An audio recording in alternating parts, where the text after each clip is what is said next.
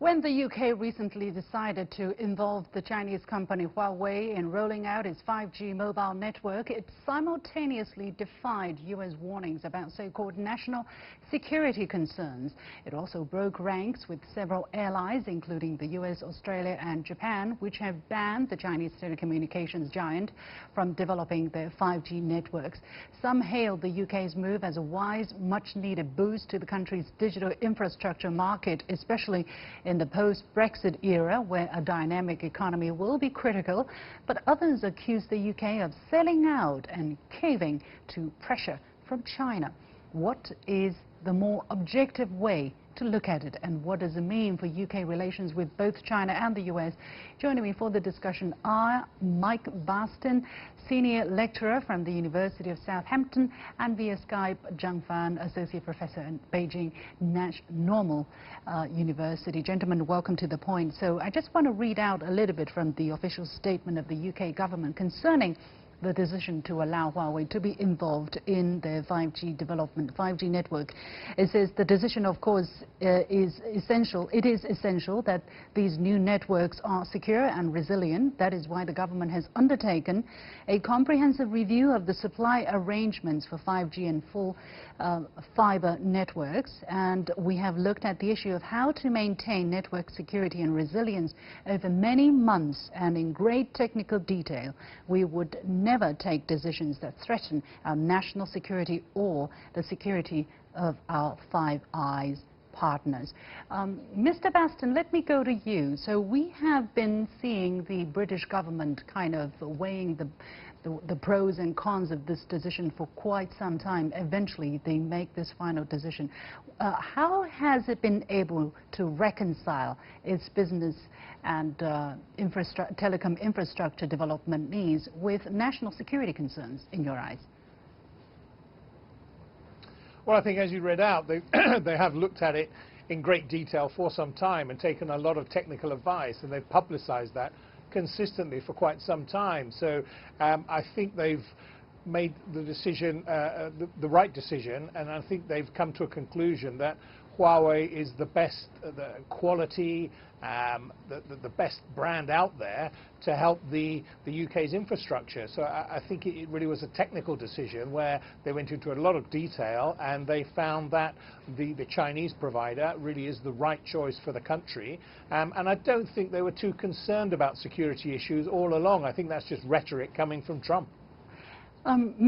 Professor Zhang, let me go to you. Do we know more details about this specific decision? Because for an outsider, it could be a bit difficult to read through the jargons and the technical terms. But essentially, how much is UK allowing the involvement of Huawei? How peripheral or how central will Huawei's role be?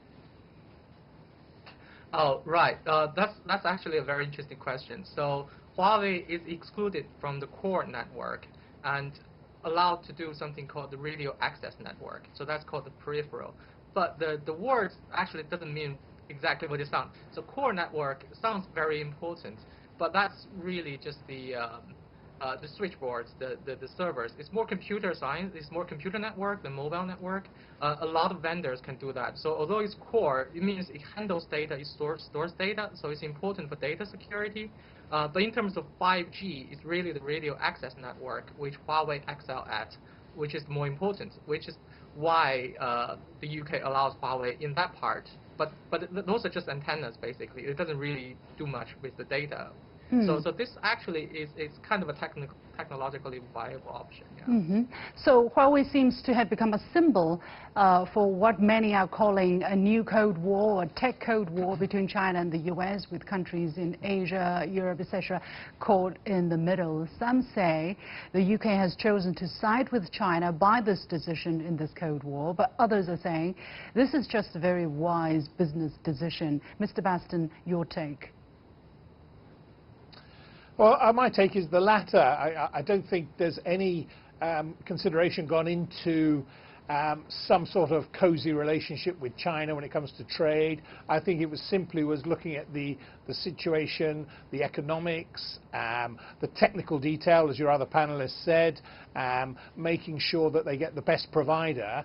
And Huawei really has become, I think we should give them more credit, become a beacon for a really new era in Chinese companies, Chinese brands. It really has become a very, very high quality provider on the Chinese side in its role. And I think we'll see more of that across many, many industries, from high technology through to fashion. And I think that the UK government have just respected that and not sided with the Americans, which is very, very reassuring. So basically, that's a pragmatic business decision, but some people would like to see it in an ideological or intelligence way. I was reading some press and some analysts are saying the UK caved to Chinese pressure and is selling out to preserve relations with China out of fear of retaliation, because, of course, there is a reasonably big trade relationship between the two, and Chinese students obviously make up a very important part of for international student community in the UK, and of course also the high tuition that they're paying into the UK higher education system. Mr. Bastin, once again, how do you look at the premise behind such argument that the UK is basically not able to make its own sovereign decision regarding its own infrastructure in a very important sense? Well, there's always going to be that suspicion, but again, I firmly believe it's a very pragmatic business decision. So you talk about the UK government perhaps fearful of losing out economically when it comes to relations with China, Chinese university students, and I'm sure that probably is a concern, but I think the key concern is building the UK economy. Let's not forget that there was a real threat from the Americans. We haven't seen so much rhetoric from Trump and fear of retaliation on the American side that hasn't actually materialized. So I think that really balances things out, and I think the UK government took a long time over this decision, and it's a reflection of very, very good, pragmatic business rules and making sure they get the best provider. I think it's as simple as that. Well, Professor Zhang, the US has been very vocal, right, for not just months, actually, for I would say a couple of years in pressuring UK or other countries it see as its allies not to work with Huawei on the grounds of so-called national security. A Trump administration official actually said the US is disappointed with the decision, and others are calling this a mortifying loss for President Trump. Actually, US Secretary of State Mike Pompeo traveled to the UK and said very nasty things about the Chinese political system and the Chinese government. So in your eyes, how much of a blow is it really, this decision, to the Trump administration? Or does the Trump administration, or do U.S. politicians really see this as a very symbolic, message against the war that is kind of waged against China and against the Chinese company Huawei? I don't think it actually matters that much to the Trump administration. There's some news outlets in the U.S., more liberal outlets, they sort of want to play any failure of the Trump administration up. However, the way that Trump works is really he makes outlandish requests and then sort of negotiate halfway in between to an advantage position. It's his art of the trade or whatever, art of the deal. So even before they made the request, they probably already know it's a long shot. I mean, just because the U.S. made a wrong decision on the spectrum, they want to drag down the entire friend circle into 5G backwater. It's not going to work. So they probably already prepared for that, which kind of explains some of the about face that happens, some of the reason why American threat didn't really come through. Yeah. So, well, taking a step back, I mean, Huawei definitely would welcome. I think the company has already said it's welcomed this decision. But how much should we value such a decision? I mean, does it mean that the kind of crusade against this Chinese tech giant is is frustrated, or should the uncertain fate of this company still be fought out in the future by this company? Again, Professor Zhang. So you're asking me to predict what's going to happen with Huawei? Well, I think is life going to be future? easier for Huawei, basically, now that the UK government has taken this decision? Right. So not only UK has taken that decision, so the European Union has actually issued a guideline that basically copies whatever the UK does. So that's gradually becoming a sort of global standard. So although that still limits Huawei's market share below what market fair competition will probably give them, but it's a welcome respect, certainly. Yeah. On the other hand, we are seeing that, for instance, in that statement I cited, the UK says they would never take decisions that threaten their national security or the security of our Five Eyes partners.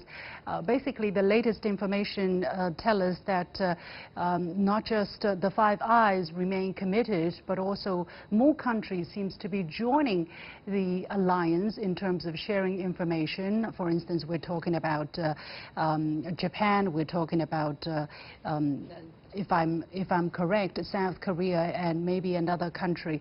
So is there a tightening of the kind of intelligence blockade, let's say, against countries such as China? Mr. Bastin? I don't think it's a tightening of information against China or any one country. No, I think the Five Eyes and other partners will be looking to improve security, global security, cyber security, for a number of reasons. And I don't think it's anything against a certain country. I think it's just the way the world is at the moment. And I think it's very, very reassuring that the UK government have really ignored the Americans and put faith, as they should, in Huawei. And let's not forget that there have been allegations against Huawei, largely from the American side, for many years, but nothing has been proven and no tangible evidence has ever been presented. So these rumours really, I think, hopefully will be scotched more and more, and this is a real step forward for Huawei and Chinese brands and the further integration of the Chinese economy globally. So basically the claim that the US has been touting that Huawei, or working with Huawei, will weaken the national security of the country that use this technology is not true, basically. That's what the UK decision is saying. Professor Zhang. Yes. Yeah, actually UK knows a lot about Huawei. So there's a spy agency in the UK called GCHQ. They have a whole factory called the Cell that looks into Huawei hardware and software for the last decade, and they examine absolutely everything. And that's Huawei is the only company that subjected themselves to this kind of scrutiny. And so issues have been raised, issues have been solved. So if the UK the spy agency feels safe, then really from a technological point of view, there shouldn't be any problem. Mr. Bastin, do you see any possibility in the future with any change in the political landscape in the UK, or with any change in leadership, or maybe change of mind, that this kind of decision could be rolled back?